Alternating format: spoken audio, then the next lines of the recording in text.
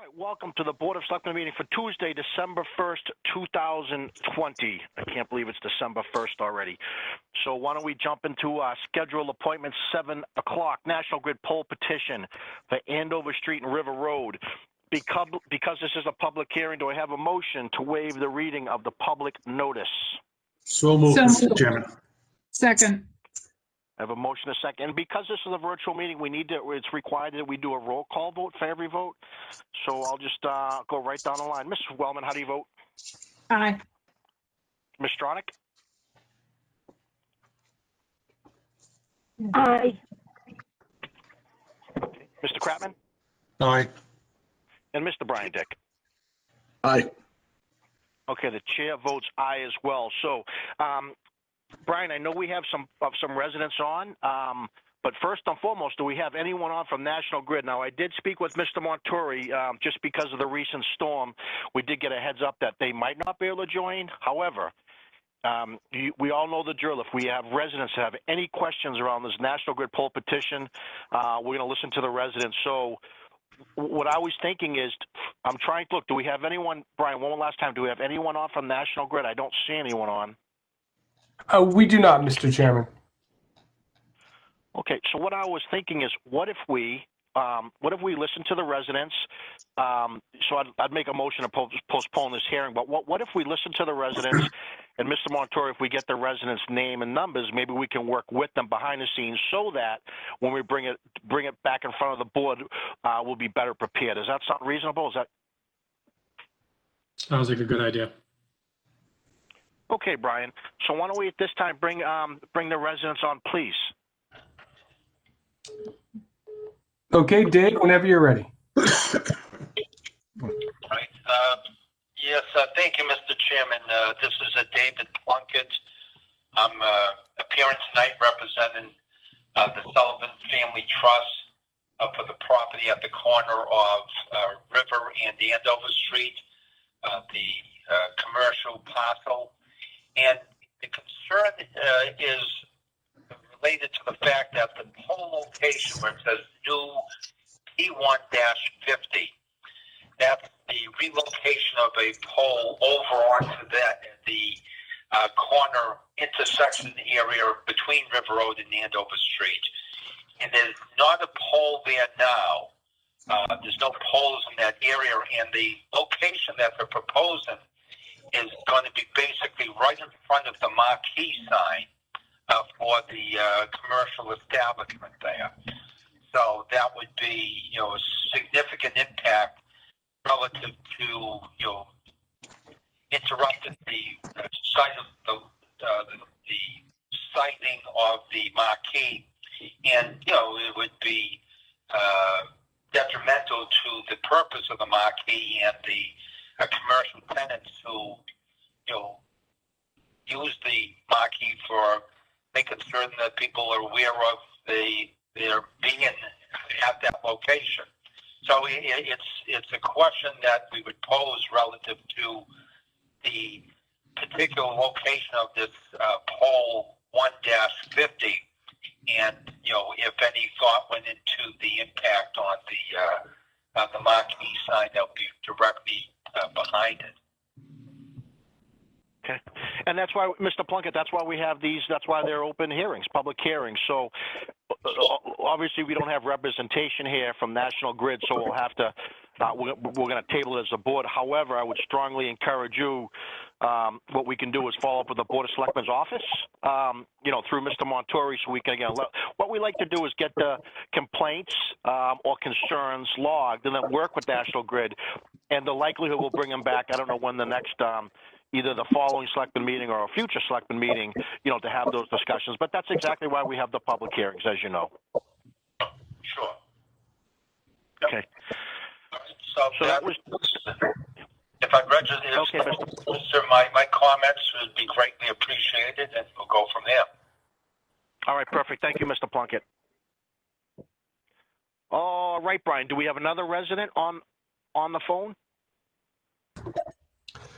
We don't, Mr. Chairman. They dropped off. I believe they were representing the same person, so I'm not sure they'll be on. Okay, very, very good. Well, like I said, I think it's obvious what we need to do as a board, so I don't think we need to spend any more cycles this evening on this since we don't have representation. With that being said, do we have any motions from the board, or does the board want to, do we need to have any discussion? Mr. Chairman, yeah, I would like to have a representative from National Grid eventually come and speak to us, because I had some confusion with it as well. So did I. The existing poles are out there, go behind the properties, and it looks like they're going to relocate to get down River Road, and it just, and I know that they're widening the road there, so where they're going to be located, it's very confusing. So yeah, we need some more additional information from National Grid. So what's the pleasure of the board? Make a motion to postpone the hearing. I'll second that. Okay, for discussion, so I have a motion and a second. Mr. Montori, should we get, we typically like to set another date, another time. However, you know, obviously it's depending on National Grid. So how do you, any recommendations to proceed as far as defining a future date and time? I would try to schedule it. I mean, you can do it for the next meeting, and we'll talk to National Grid tomorrow and make sure they have someone at the next meeting. I think that might be your best bet. I want to do that, and and again, we can just log at 7 o'clock. So our next scheduled meeting, I'm just checking here quickly, is the 15th. Is December 15th. So do we have an amendment to that motion to set a time and a date, December 15th for 7 o'clock scheduled time? So moved. Okay. So I have a motion, and I had a second, Mr. Kratman. Okay. Roll call vote, Ms. Wellman. Okay. Aye. Ms. Stronach.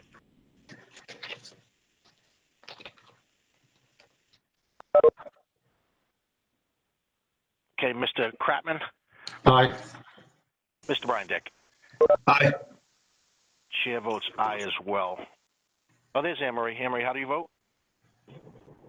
I vote aye for the posted for the table into the next meeting. Thank you, Mr. Chairman. Very good. Perfect. 5-0. Okay, very good. Okay, on to the next order of business. So 7:05, we have 2020 hazardous mitigation plan. I know we have a number of folks from representing and have a PowerPoint here. So I would just ask, just kind of maybe do quick introductions across the board, and then Anna, I think you're going to take it from there.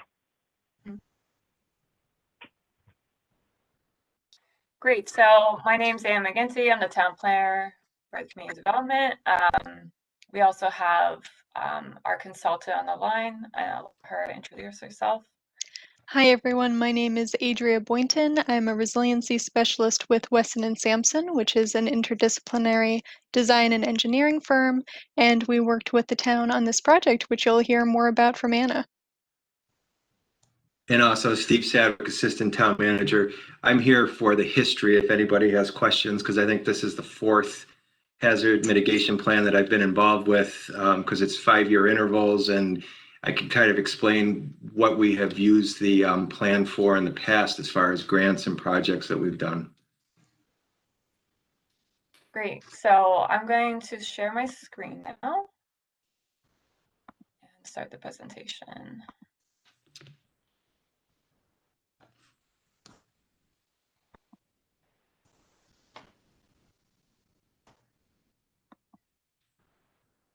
Okay.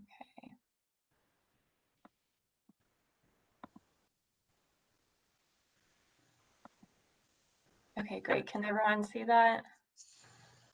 Perfect. Yep. Okay, great. So thank you for having us tonight. Tonight I'm going to give a short presentation to update the Board of Selectmen on the planning process we've done over the first year.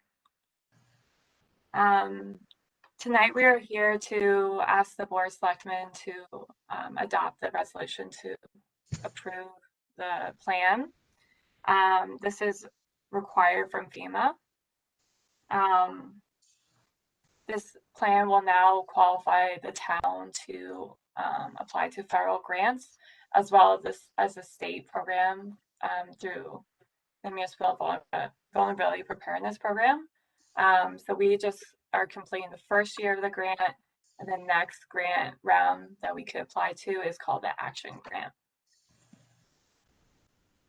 So the purpose of the plan is to review the natural hazards impacting Tewksbury.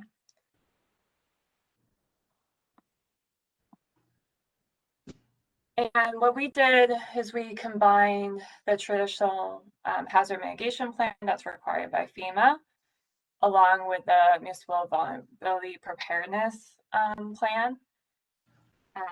These have several similarities and overlaps, as you can see here in the slide, such as a similarity is to the community engagement piece of it and reviewing hazards and vulnerabilities. One of the main differences between MVP and the FEMA processes is that the MVP program it's generally a shorter timeline and is less competitive, whereas the FEMA process requires communities to review the National Flood Insurance Program and repetitive flood loss structures, for example. And then for the MVP program, that's the new program that started in 2017 in the summer. And they have some core principles that they like to focus in on their program. They want to ensure that it's a community-led process, and the communities are addressing natural hazards, but using a climate change lens as the main framework for addressing those natural hazards. And what they really are hoping that is that communities will focus in on nature-based solutions. So if there's a flooding issue, say in a local river, to look at stream bed restoration as a potential project, for example. So it can be a combination of both hard and green infrastructure, but they would like to see those action grants that communities are incorporating nature-based solutions in it as well. Another piece of it is they would like communities to focus in on their environmental justice communities and their vulnerable populations as part of the planning process. So as I mentioned before, so the first year of the MVP process, communities apply for the planning grant. So that's the process that we're going through right now. And then once you are receive designation for that, then you can apply to those action grants to implement your projects. So I just want to provide some just quick facts. The MVP program as of 2020 has approximately allocated $11.1 million to communities across the state. And that's about 312 cities and towns that are participating now, who have either are in that first year planning process or now moving on to the action grants. And that's roughly about 89% of the state. So for example, around our community, Billerica, Wilmington, and Dracut this year received their the grant to go through the planning process like we are just finishing up right now. And Chelmsford, they've already done their planning process, and now we're awarded approximately $85,000 to do the phase one of their culvert replacement and deep brook stream restoration project. So I want to give an overview of the project timeline that we've been doing here in Tewksbury. So we received the allocation of our award for the grant from MVP in the summer of 2019. So we just got money from MVP, and that actually ended up funding the FEMA portion of this. So that's been great that we didn't have to seek out additional funding for the FEMA mitigation plan requirement. Then we put together a core team and we met in the fall time. And during that process, we selected Weston Sampson as our consultant, and then they got on board about in November of 2019. And then the next big piece of it was we did our Community Resilience Building Workshop, CRB workshop in January of 2020. That's just a typo. Sorry about that. And in the springtime of this year, we were gearing up for that in March. And as you know, the pandemic hit. So we had to, initially we were going to host a traditional public meeting for the residents. And we weren't able to do that. So what we ended up doing, we kind of switched gears really quickly, and we pre-recorded the presentation. So Adria put that together, and then she put together a survey, and we put that out to the public.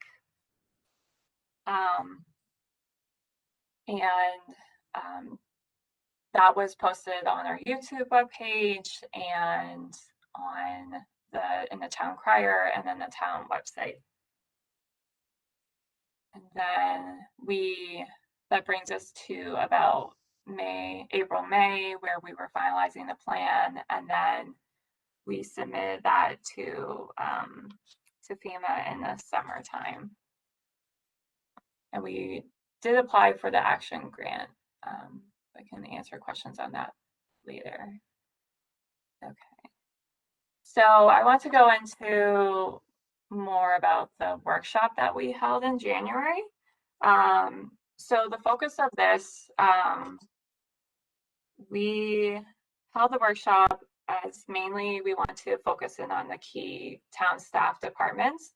We also invited all the chairs of the local boards and committees for the town, and we invited regional and state representatives and community business leaders and other community representatives as well.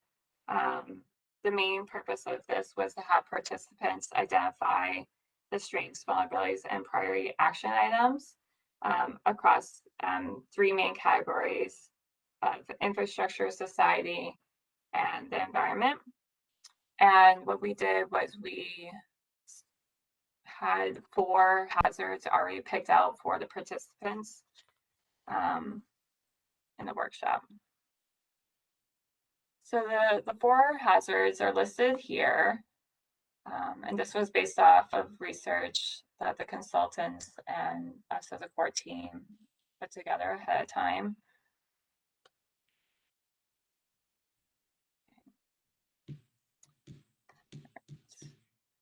So this is an example of flooding, for example, in our community. So, you know, I know there's a lot of detail on this slide, so I'll just pause here for a minute. But throughout town, there's areas experiencing flooding that has become a problem. So, for example, Pinnacle Street, Vernon Street, Whipple Road, at Chandler Street, those are all areas that are experiencing flooding and are going to be exacerbated with climate change.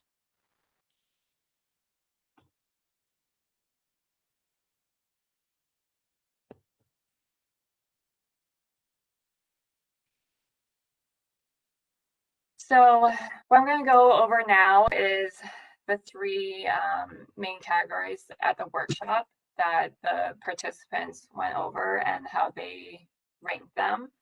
And so I won't go through each one in detail, but I just want to kind of briefly touch upon each one of them.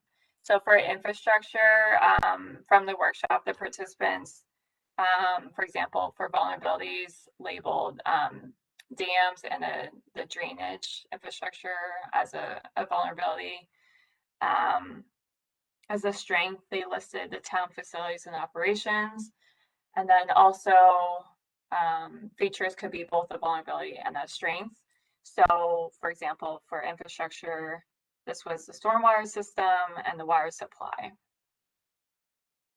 Now for the, the actual environment, a vulnerability that the participants identified was vector-borne diseases. A strength was our open space and agricultural land, and then a vulnerability and strength was our wetlands and swamps and our public drinking water that comes from the Merrimack. And then for the last category was societal or society. So our social relationships, vulnerability is the nursing facilities and assisted living facilities in town and public housing. A strength is our senior center and local businesses, and a vulnerability and strength is our food distribution centers, for example. Okay. So this brings us to April, when we did the pre-recording of our public listening session. We made the draft plan available to the public, and we wanted to hear feedback from the residents, since the workshop was mainly it was geared towards the town staff and selected stakeholders to represent the residents, but this was opportunities for residents to directly get involved, to provide feedback for the plan that then was incorporated into the final action items and the plan throughout it. So we had actually 56 respondents, which is really great. I don't know if we would get that type of turnout for a public meeting, so that was really great to see. The survey focused on feedback on residents on climate hazards, the strengths and vulnerabilities, and priority adaptation items to help the mitigation plan. And as I mentioned before, this was distributed through the YouTube webpage with a link to the survey, our town website, and then we posted in a town crier. We also did email the list of stakeholders so that who had come to the workshop. I think the biggest challenge for the public listening session was being able to reach out to residents that we didn't necessarily have contact information for who might be interested in this. Whereas if it was a public meeting, they could come and have an open invitation. So that was a real challenge with the pandemic. But this was after a couple weeks of the pandemic hitting. So I just want to go over quickly some of the questions from the survey that the residents responded to. So the first question was, what hazard are you most concerned with? So the top hazard the residents responded was heavy precipitation and flooding, followed by winter storms, so severe snowstorms, ice storms, and extreme cold. And then the least concern for them was extreme temperature, drought, and wildfire. So another question was, how prepared do you feel the town is for future extreme events? And this survey really focused on climate change. So about 81% of the respondents said that they felt the town was somewhat prepared. So that's great to hear, but we can improve that. And the next question was, what are some of TEWKSBURY's greatest strengths considering climate resiliency? 31% of the respondents said our public facilities. So for example, that would be the public library or the senior center. And then that was followed by 27% said our natural features were one of our greatest strengths for climate resiliency. So that could be the wetlands, for example. And then the final question that I'm going to cover from the survey, but there were several other ones, was what are some of the TEWKSBURY's greatest vulnerabilities? And 53% responded that they believed it was our culverts, drainage infrastructure, and stormwater management, and followed by 27% were concerned with the vulnerable residents in their community and how and being able to assist them during like a natural hazard event. So overall, the respondents suggested a need for better drainage infrastructure and stormwater management, along with improving emergency management systems. So this brings us to the plan, and what this is from is Chapter 7, and it actually outlines the next action items, the next mitigation measures for the next 5 years from 2020 to 2025. So in 2025, the town will be required to update their hazard mitigation plan. And what the town will do is then go back and look at this plan and see how did we do on our goals, on these action items. Was there anything that wasn't relevant anymore? Should we update it, continue on, etc. So these action items were based off of research for the whole plan. So our information from the community profile was Chapter 3 of the plan. The feedback from the workshop, the interviews that Weston Sampson did with town staff, our existing hazard mitigation measures, and the measures from 2015. So overall, there's 64 action items, and it's broken down in table 7-1. So this is what you're seeing right here. And it lists it out by the hazard, the mitigation action, which department or which board or committee or entity is responsible for implementing this, the time frame, and then the cost. And the cost was, kind of an estimate, so that could obviously change. And also, the table is broken down into 5 categories. So there's what you're seeing here is the first category is infrastructural. The next one is societal, environmental, planning and regulation, and then the last item is communication and coordination. And then at the end of this chapter, I also want to mention is there's a list of resources for potential funding for each of these action items. So that will help each department implement their goals. So I just wanted to cover the top 3 action items that kind of came out of this. It is listed in Chapter 7 as well. So the first one is to develop an action plan for stormwater with a vulnerability assessment for stormwater flooding and culvert upsizing. The next one is to look into elevating roads at strategic locations. And then the third one is to focus in on the police station to make sure the basement pumping system is working properly, and then potentially for solar power as a more resilient backup source, either with battery storage or the generators. So, so what are the next steps for implementing this process? So for tonight, we're here to ask for the Board of Selectmen to approve an adoption of this plan. And the core team will be meeting quarterly for the next 5 years. So what that's supposed to do is just create a space where we are checking in every quarter on those action items to see what's the progress of them. Is there any funding coming up that we can apply to? Has anything changed with those goals so that we are current with it throughout those 5 years? And just also just to have a line of communication between the core team.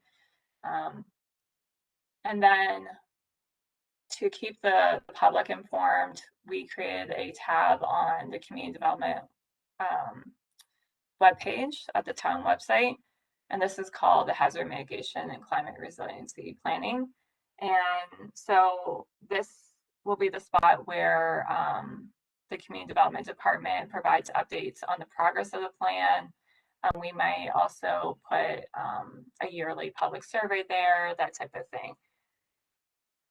And this is a link to that webpage as well. And this is my contact information here if anyone has questions for me regarding the plan. And then I also just wanted to add that we are, committed to engaging the public throughout this process. And that's it. So thank you, and I'll take any questions. Perfect, Anna. Thank you. That was thorough. Let's open up to the board for questions. How about Ms. Swellman? Thank you very much, Mr. Chairman. Thank you, Anna. That was very impressive.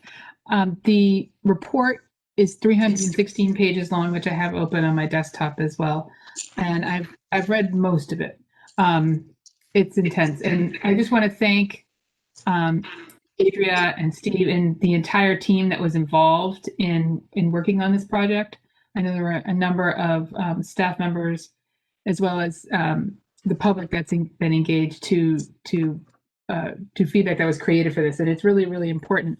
So I had a couple of quick questions, just for my own interest. And I am particularly interested in the flooding materials because I've lived in town for about 20 years, and I've been surrounded by floodwaters a number of times where I live on Shawsheen near Bridge Street and Algonquin. So those areas, your plans look very compelling to help deal with that issue. I was interested, Mr. Sadwick, in how the climate change aspects of these plans has changed over the course of your tenure with the town. Well, I mean, you heard Anna was talking about with the MVP program itself that they're looking for more nature-based solutions. So I think it's no surprise to anybody right now that we're seeing greater intense storms at a greater frequency right now, and the whole 100-year flood designation. I think people are starting to take a look at a little bit more closely as to whether that type of designation should change now, because we're working off of some pretty old data for that. But we all see what's happening with the climate.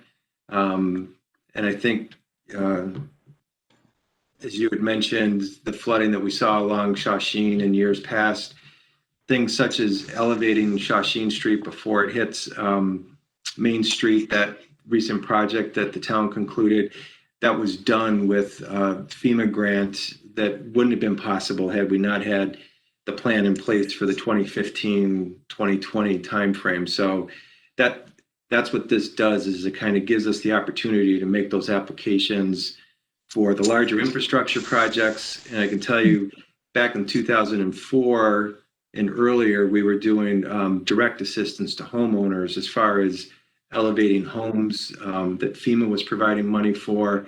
And then a lot of times there were mechanical systems that needed to be moved out of basements and into attics so that it took it out of that danger zone where people were facing flooding.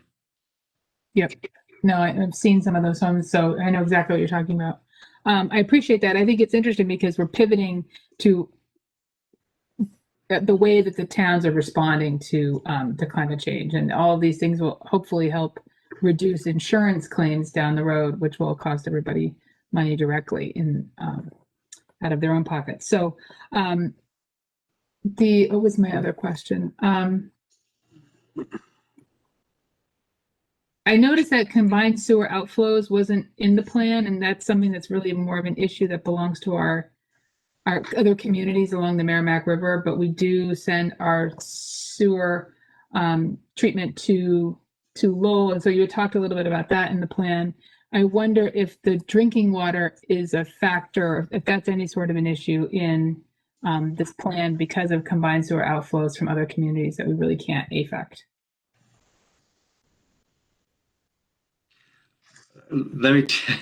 I'll try to answer that. our water treatment plant is in a very good position right now with all of the improvements that we've made there. It's really, so I think that the intake and the filtration and distribution, we're doing an outstanding job. As far as what happens with those combined sewer outflows in other communities, we've done the best that we can to protect against that for our water supply. I don't know that there's much that we can do outside of our borders as far as those CSOs are concerned. Yeah, I think so too. But part of the improvements we made to that water treatment plant protect us going forward. So I think it's important for the residents to know. And then the other thing I wanted to ask is, how will this plan help guide us vis-a-vis development in the future in this community?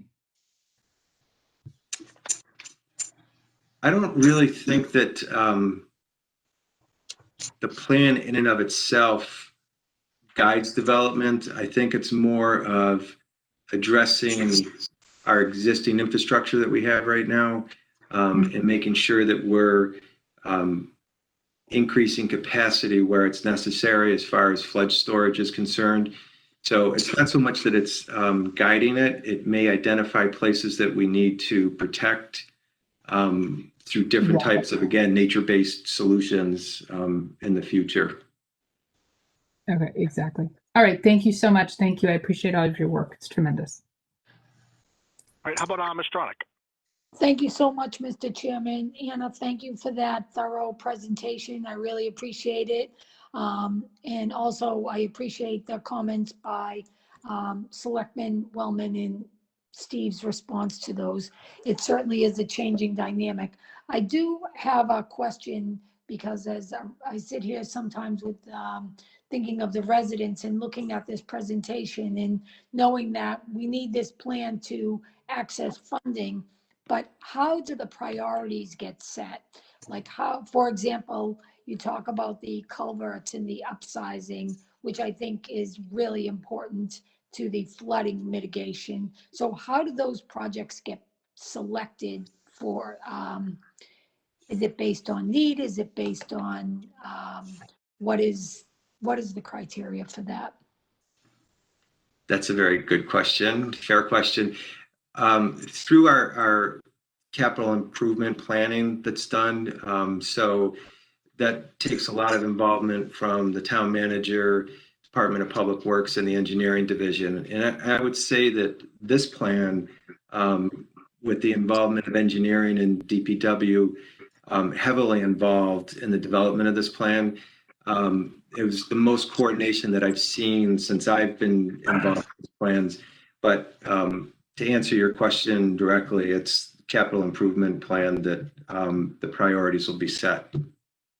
That's basically what I wanted people to understand, that this plan is not to set the priorities. It is so that we can access funding and address the needs, which are all of those things. And then how it gets outlaid or implemented, I should say, is done through another process. This is the foundation, correct? Correct. I just, sometimes, we look at these things and I just want to be clear. It's kind of like, you mentioned it earlier when you were presenting, this is our 5-year rebirth of this. So we're trading in the old model and for the new one. But it is a lot of the same priorities, because even though, as you just described to Ms. Wellman, where things have changed, at the end of the day, our problems are still flooding. That's the majority of the issue that we face that needs to be prioritized by the funding we receive from these grants. Is that correct? Correct. So I just want people to understand the amount of work that goes into this, because it is voluminous. So I appreciate all the work of the team and the consultants and everyone involved. Thank you very much. Very good. How about Mr. Mark Kratman? Thank you, Mr. Chairman. Well, I want to thank the team as well. I know how much work this takes to put something like this together. It's quite impressive. When we're looking at these type of, it seems like not too many years ago, we had that storm that came in where all the communities all lost power. And I remember National Grid coming here, and seniors were in their homes, and we had people that were in electric chairs that we had no power, that they were trapped in their basements, and all kinds of things that were happening and you don't plan for. But then all of a sudden, one of those storms come in and we have to plan for them.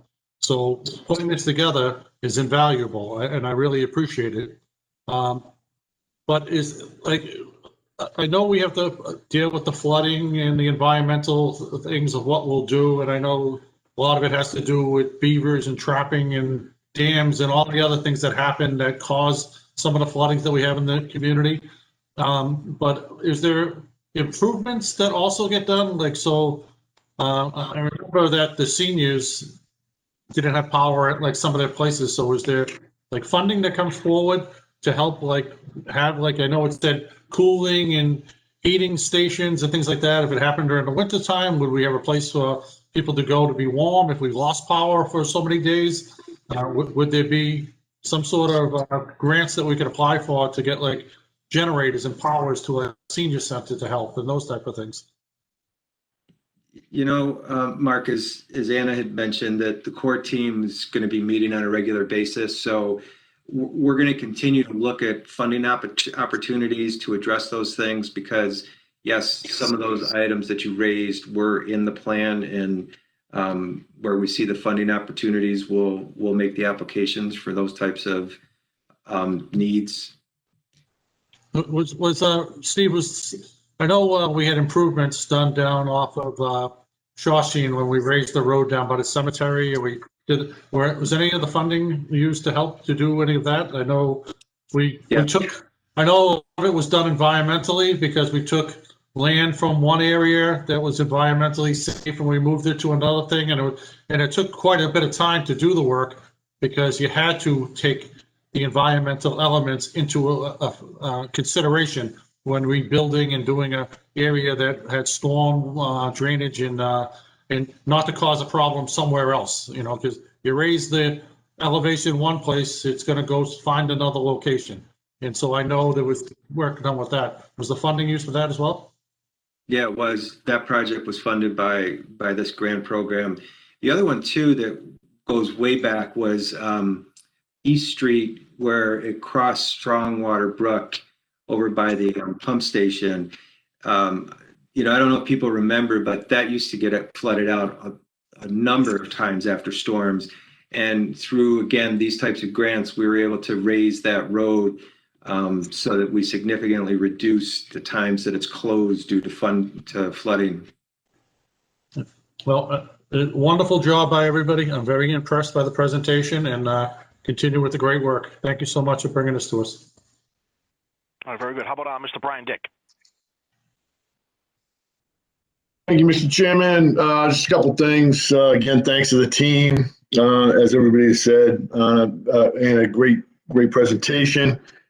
I'd love to hear the resident participation. I think you said 50 plus residents. Was that right? Yeah, 50 plus. That's awesome. That was over a couple of different presentations.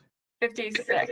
Yep. 56 to be exact. So that's great. Anytime we get residents to weigh in on anything is a tremendous feat. So some of my questions have already been answered from Mr. Sadwick, from other selectmen given that. But I think, this is great. $11.1 million and 312 participating. Why not Tewksbury? And then all of our, brother and sister town communities seem to be involved in that. So 89% of the state, I think that's awesome. So, I mean, this is a no-brainer, right? A great plan, laying out a plan, a team, a process. For one thing, it's improved Tewksbury. One thing I know when we do these plans, well, I guess the first question I had was, I was on the slide on preparedness and the public's concerns on that. I guess from the town leaders, when you get that, I guess what do our town leaders feel on how prepared we are for those types of hazards? You know what I mean? So does Mr. Sadwick, I guess, how prepared do you think we are? Are our residents on track, or they just don't have the information, like where our shelters are and how functional they are when something happens? What do you think? What's your thought on that?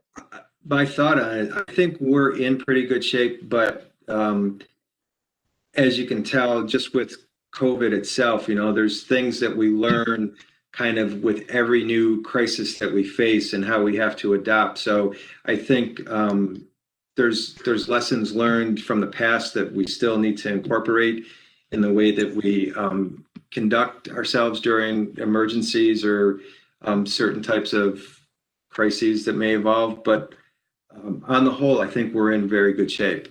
We're pretty good shape. Yeah. It seemed like most of the residents that answered the survey felt that we were in pretty good shape.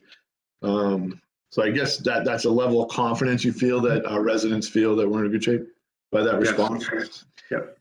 And then the other thing is, you always engage in the community. I like what you said there, and you're committed to that. And then the webpage is awesome, because really the thing that concerns me on a 3 to 5 year plan, as you guys know from management, how do you measure progress? How do you see, the goals, and when do those goals get crossed off? Like, who holds the master plan, and how is that communicated back to, say, the board?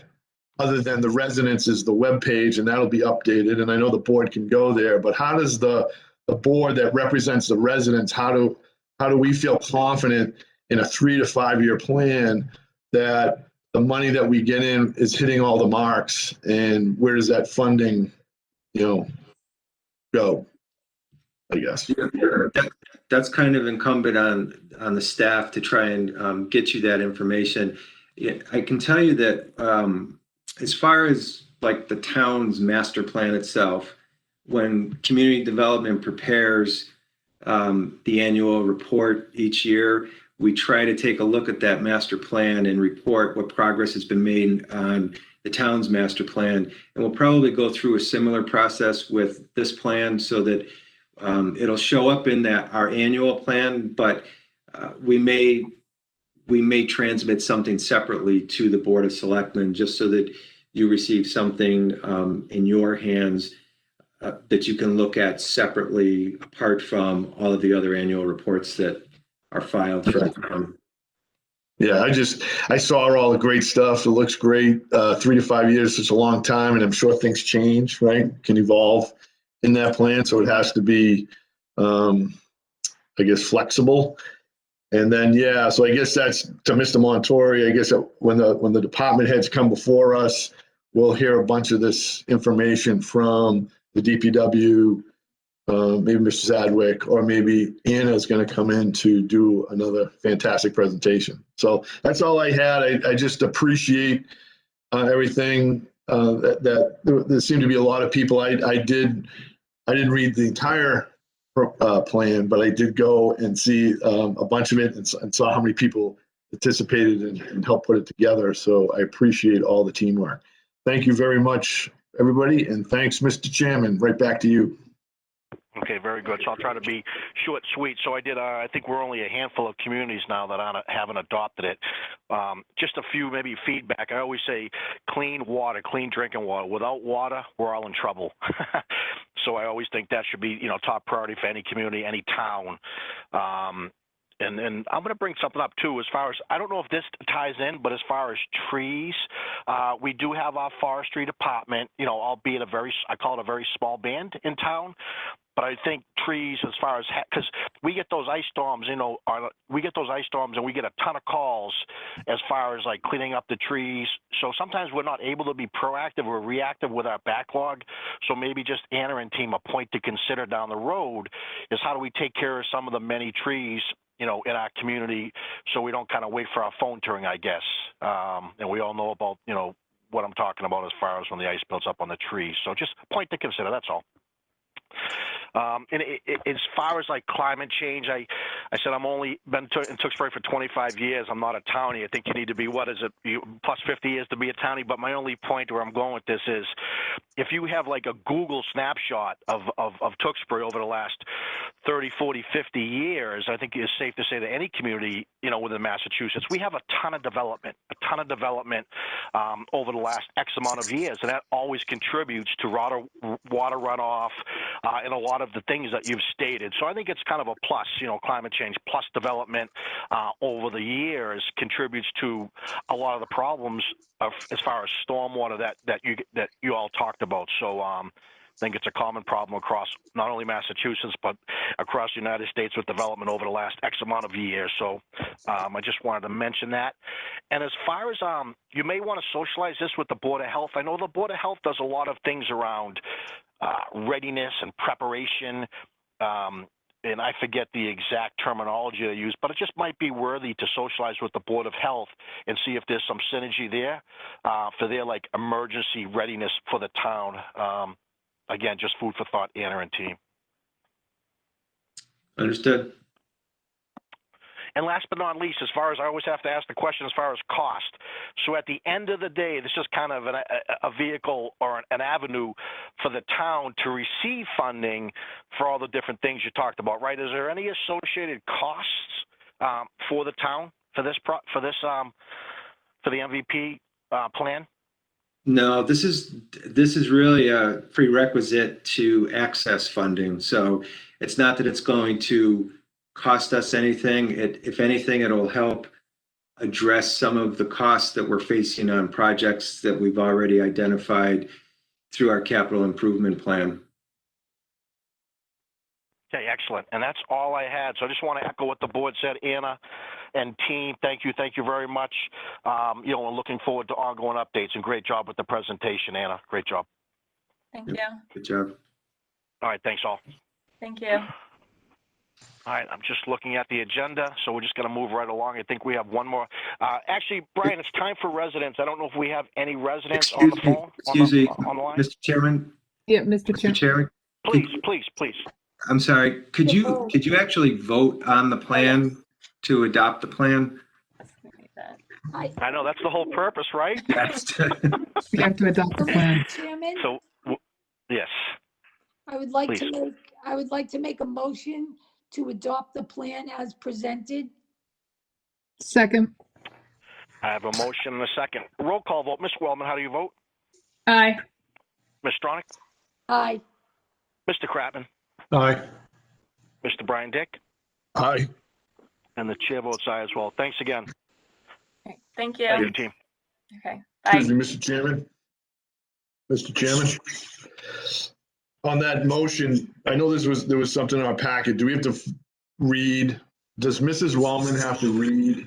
Ms. Wellman, does she have to read the motion into the books? Miss Wellman, I'm sorry. The entire packet, the entire 300 pages she has to read, Mr. There is no way. I think there was a sheet. It's like whereas. No? Okay. I'm just an official guy, so I was just checking. I believe it can just be signed as per this motion for tonight. Should suffice. Okay, very good. I was going to say the same. Great. Thank you. All right. Thanks again. Well done. Thank you. All right. Good evening. Thank you. All right, moving along. Brian, do we have any residents on? We have no callers, Mr. Chairman, but as normal, we are about 30 seconds behind. All right, all good. So let's hold the residents. If they call in, just let us know. Let's move to new business here. Mr. Montori, I'm going to defer to you here for the just an update on new business. Thank you, Mr. Chairman. So we have something in front of the board tonight in regard to the acceptance of a donation for the Mahoney Fund. This fund was set up for the town to have the care and custody of. It's called the Mahoney Emergency Relief Fund. It helps victims of domestic violence, primarily by the Family Services Officer for the Police Department, to get for items such as temporary stay at a hotel, food, clothing, and hygiene products. The fund has been in existence since 1975, and the donation was provided to the town from in the amount of $1,540, and it was from donations in lieu of flowers for the passing of Jane Sullivan, who was the wife of the former police chief John Sullivan. The Sullivan family asked that in lieu of flowers, donations be made to the Mahoney Fund. And I would just ask that the Board of Selectmen accept the donation of these funds in the amount of $1,540 to be placed in the Mahoney Fund. It's very, very kind and very nice. Very kind and very nice. So what is the pleasure of the board? Mr. Chairman, Please. I would like to make a motion to accept the donation and ask the town manager to send a note of gratitude and sympathy to the family. I have a motion. Second. Thank you. Second. I have a motion and a second. Do we have discussion? Okay, roll call. Well, nice call out, Ms. Stronach. Nice call out. So roll call vote, Ms. Wellman. Aye. Ms. Stronach. Aye. Mr. Kratman. Aye. Mr. Brian Dick. Aye. Chair votes aye as well. Okay, thank you, Mr. Montori. And I think, Mr. Montori, it brings us down to, you're up next. I think we have one town council invoice seeking approval. We do, Mr. Chairman. We have a town council invoice from November 1st through November 15th in the amount of $1,785, and I would recommend board approval. So moved, Mr. Chairman. Second. Motion by Ms. Stronach, second by roll call vote. Ms. Wellman. Aye. Ms. Stronach. Aye. Mr. Mark Kratman. Aye. And Mr. Brian Dick. Aye. Chair votes aye as well. Anything else on your side, Mr. Montori? That is it, Mr. Chairman. Thank you. Okay. We have no minutes, so it's going to bring us to board member reports. Let's start at the top. How about Ms. Wellman? Thank you, Mr. Chairman. Very briefly, we had our NIMCOG meeting. It wasn't last week. It was just before Thanksgiving, the week before Thanksgiving. And that was good. And there are some projects going forward. And the town is looking at, the NIMCOG is looking at a number of projects in the greater Lowell area. And the MIPA process for the Home Depot facility is underway right now. That's planned for Woburn Street. And I don't think there's any objections or any issues that we'll see come out of that process. That's the top thing right now going on. So thank you. I have nothing further. Very good. I think this is the fourth consecutive meeting. We're doing very good. So we're empty for board reports. But how about Ms. Stronach? Thank you, Mr. Chairman. The only thing that I would like to mention is before our next meeting, the Elementary Building Committee will meet on December 10th at 6 p.m. And the information can be found on the town's website. If somebody wants to log on and pay attention, project is moving forward very quickly. And it's quite exciting to see it come to life, literally before my eyes. Awesome. Very good. All right. How about Mr. Kratman? Thank you, Mr. Chairman. Just a couple of things. The LRTA, actually have had a couple of meetings with them as well, working to get a couple of bus shelters, additional bus shelters in our town. The town manager is working with our town engineer and trying to get some agreements with the TEWKSBURY State Hospital so that we can hopefully incorporate some grants that we're applying for, put a couple more bus shelters, especially up by the senior center, Chandler in that area. Economic development, we've had a number of discussions. We had a meeting just over a week ago. We plan on having another one maybe next week.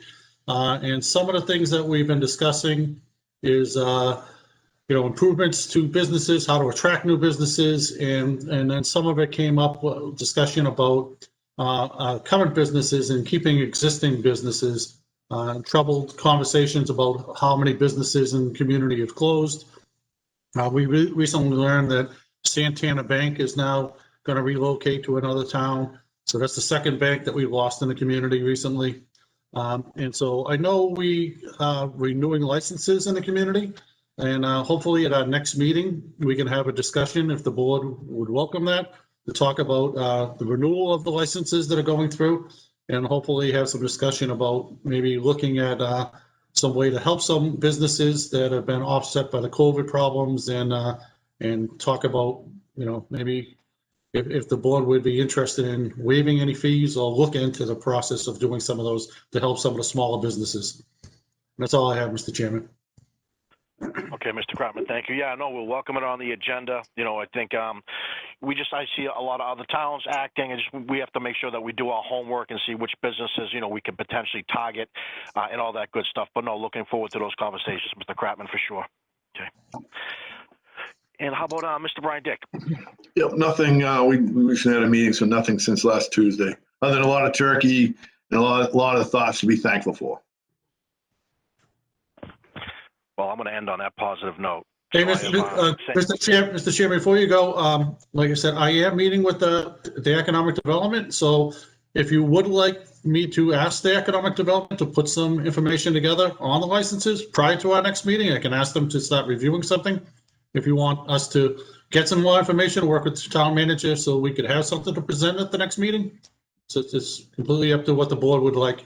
If you'd like me to ask our members to start looking at some of that stuff. No, I absolutely think that's reasonable. Yeah, I would take it back to the Economic Development Committee and come up with some potential solutions. Like I said, it's this time of year for all the communities, all 300 plus in Massachusetts, to kind of renew their applications and licensing. So, you know, I know some communities are typically ahead of the game. They do it in different cycles. So I think, yeah, if the committee really wants to look deep and come back to, you know, work with Mr. Montori and come back to the board, absolutely, with welcome arms. You know, I know there's no perfect solutions, but we would, you know, if you can drum up a few solutions based on different verticals or different sectors, I think we're all ears. Hopefully I'll have some, I'll discuss it with the board at our meeting, and hopefully we can come up with maybe some, we work well with the surrounding communities. A number of our boards that are economic development are also members of the chamber, and other members of our chamber are on economic developments in the abutting towns. So, you know, we'll have a couple of people from different communities that have different perspectives, and hopefully we can get some information together, and we can at least bring some information to the board so they can see what is happening in the surrounding towns, and at least have something to review. Okay, excellent. All right, thank you, Mr. Kratman. All right, very good. And same on my end. I have nothing at this time. I'll have an update on December 15th, I believe, our next meeting. For the recycle committee. So with that being said, I look for a motion to adjourn. So moved, Mr. Chairman. A motion. Second. Do I have a second? Final roll call of the night, I promise. Ms. Wellman. Aye. Ms. Stronach. Aye. Mr. Kratman. Aye. Mr. Brian Dick. Aye. Chair votes aye as well. Thank you very much. Good night. Thanks, everyone. Good night.